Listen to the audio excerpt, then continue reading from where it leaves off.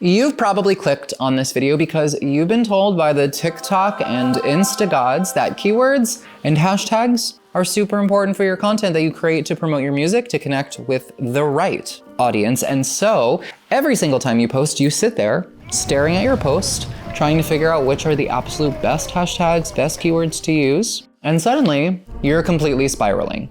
Do I use hashtag indie music? Do I use hashtag FYP? Are these hashtags too big? Are these hashtags too small? Is this even the right kind of content that I should be posting using these hashtags? Does my content actually just suck? If this sounds familiar to you, then breathe. Because today we are going to take a deep dive into all things keywords and hashtags and break it down in a way that feels easy to understand. But before we dive in, if you're watching this video and you've been struggling to build real momentum with your music and you're tired of throwing spaghetti at the wall, then I want to invite you to click the link in the description titled Free Artist Consultation to book a call with me. We'll look at where you are at right now, what's currently holding you back, and what you can do right now to create real sustainable growth. When I started using keywords and hashtags with the clarity and approach that I'm about to share with you, my content started ranking regularly in the niche spaces that I wanted my content to land in,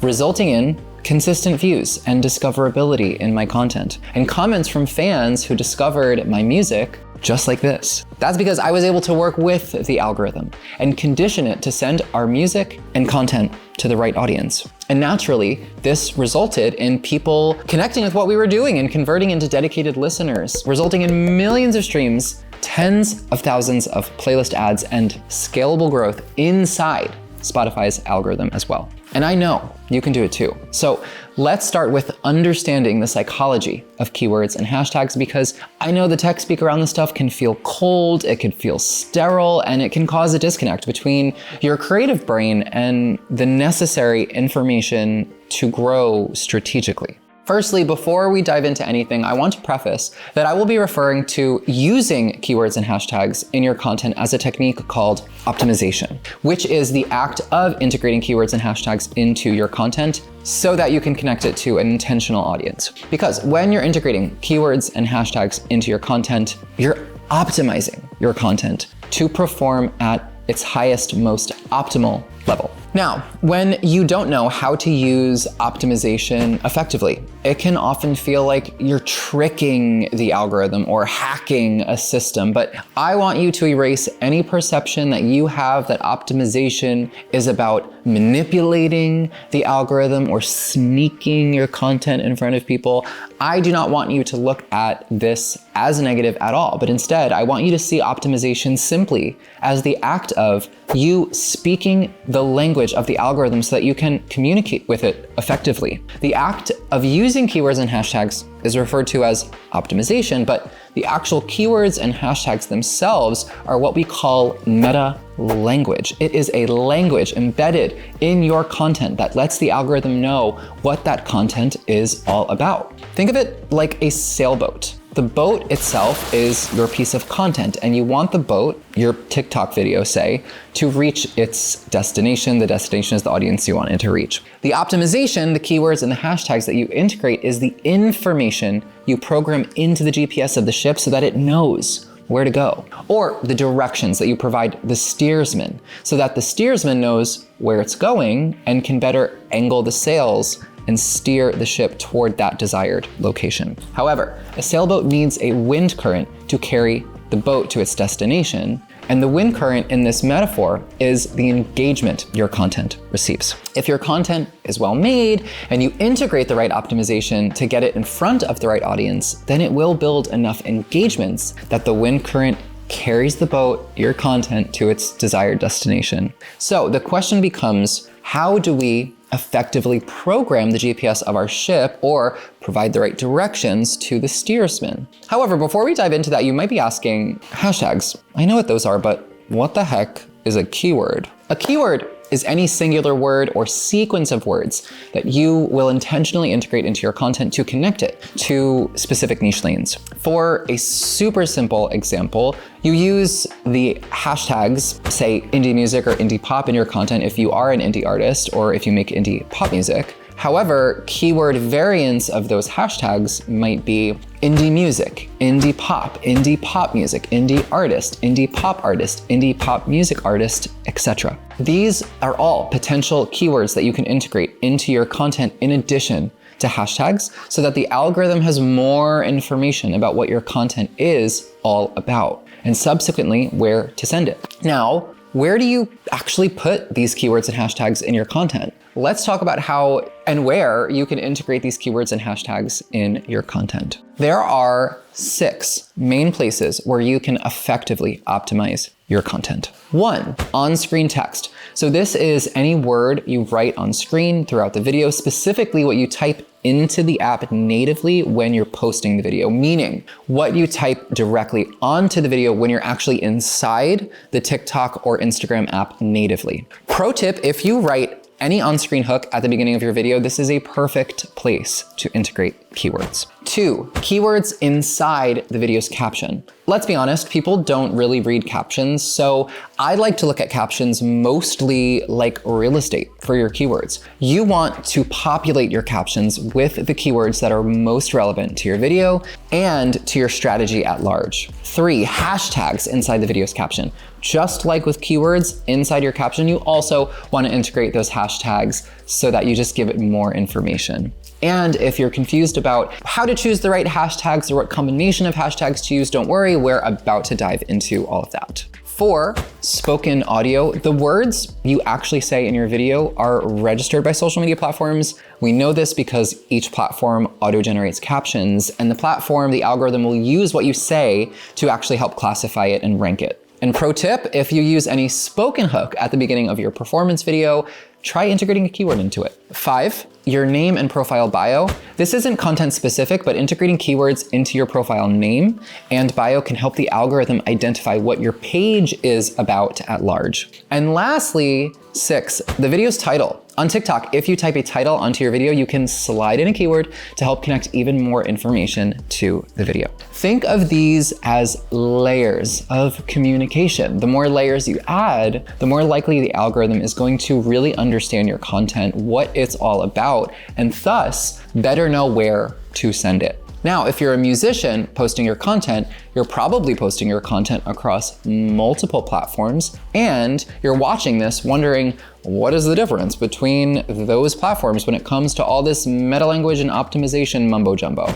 So let's talk about the slight difference between Instagram and TikTok when it comes to optimization and the algorithms. And the difference really lies primarily in what I'll call the level of sophistication in the platform's algorithm. TikTok acts more like a search engine, so the keywords and the hashtags you integrate into your content, they hold more weight in the algorithm when it comes to classifying your content. Essentially, TikTok's algorithm is it's more sophisticated when it comes to dissecting your content, classifying it, and really knowing how to rank it and where to send it. Instagram's algorithm, on the other hand, is just a little less sophisticated in this regard, which makes sense because it seems like Instagram is jumping on the TikTok model bandwagon, whereas TikTok is the mother of short form content, so it's heading the pack when it comes to short form algorithms. On Instagram, optimization still matters, of course, but the algorithm just isn't as targeted. Now, if your understanding of keywords and hashtags is already feeling a little lighter, more manageable than it did a few minutes ago,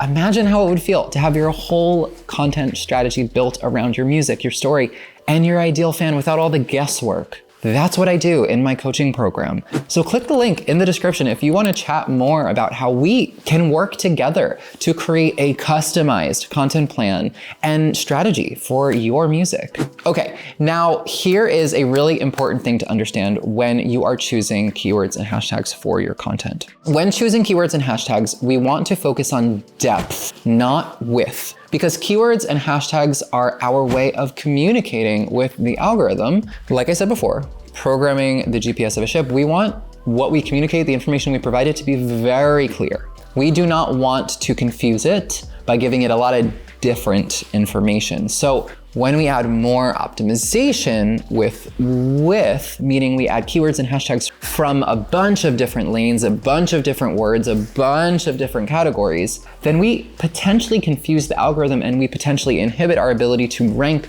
clearly in focused niche spaces. We still want to diversify our optimization by including different keywords and different hashtags, but we want to do so with depth, meaning that we choose keywords and hashtags that go deep down one lane. Our ultimate goal of using keywords and hashtags is hoping that our content gets ranked in the niche lane that we want it to rank in so that the right people see it. You've probably seen at the top of your TikTok videos, there's a search bar. This is where TikTok will tell you where your video is ranking.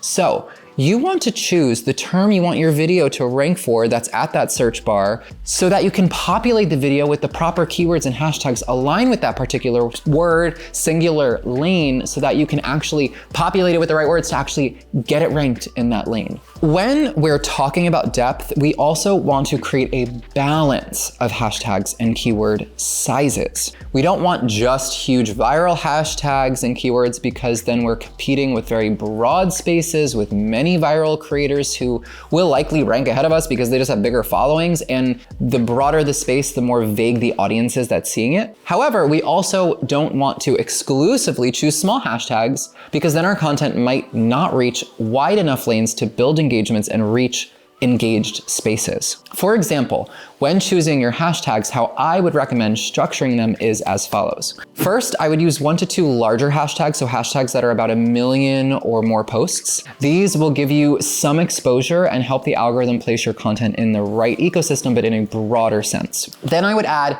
about 3 mid-range hashtags, ones that are about 100 to 500,000 posts. These are still niche, but they're also still active. And then finally, I would choose 1 to 2 smaller hashtags, ones that are around under 100K, because these are the hidden gems. There's less competition, so there's a higher chance of ranking, but they have a smaller audience pool, and so less people are engaging with them. So we just want to have a full balance so that we can reach each of those touch points. Now, the only thing left to discuss is how do you know what keywords and hashtags to actually choose for your music marketing strategy? In other words, how do you know what it is that you want to rank for in your video? And there are 2 primary ways that we can approach this. 1, we aim for music spaces. We are musicians promoting music, and so we can aim for the genres, the instrumentation, the soundscape of our music. You just want to make sure that you go deep with your genre and your specific sound when choosing your music-based keywords and hashtags. Be mindful that if you choose vague, broad words that can apply to all musicians, like something as broad as hashtag music or hashtag new music, that you also balance it out with those smaller niche-specific hashtags that align more deeply with your specific genre so that you're getting in fans of your music, like say indie pop or synth pop or witch house. You will want to search for content using those keywords and see what keywords and hashtags appear in your search, like what other artists are using in those niche lanes in their content. And although music spaces are great niche lanes to drive down to find fans of your music, they're also super saturated and super crowded with other musicians, which can be a good thing, but also could potentially be a bad thing. So another way we can approach optimization when it comes to marketing our music is we look for community-driven niche spaces that exist outside of your music and your genre. So ask yourself, where does the rubber of what I create meet the road of my fan outside of music? Where is my particular fan hanging out on social media outside of music spaces? And of course, you want these lanes to deeply align with the creative vantage point of your specific artistry.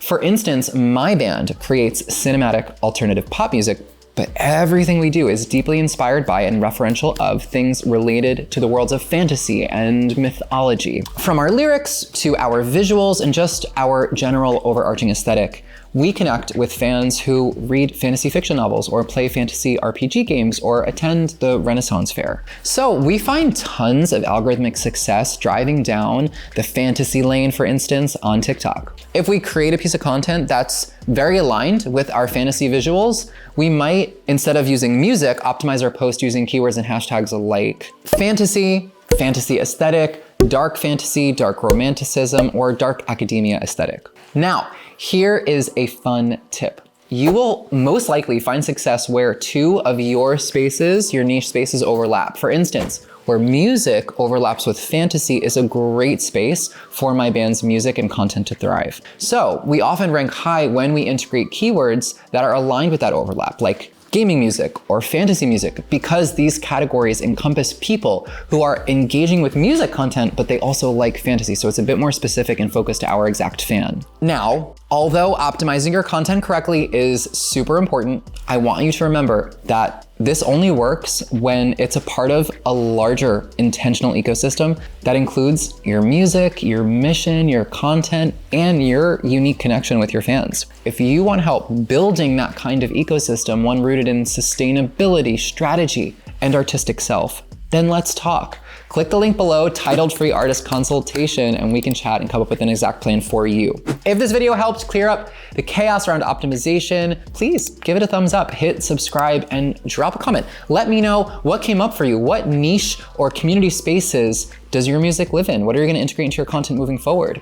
Also, remember to hit that bell notification so that you do not miss any future upload. We are going deep every single week here. I hope this chat helped you feel less overwhelmed and a little more inspired. Remember, this does not have to be stressful. It does not also have to be perfect. It simply has to be aligned with you, your audience, and your music. So speak the language of the platform, but don't lose your voice in the process. You got this. If you want to binge more videos like this and you're ready to go even deeper, click right here and check out this video on how to build a super powerful artist mission. Thank you for watching. I will see you in the next video.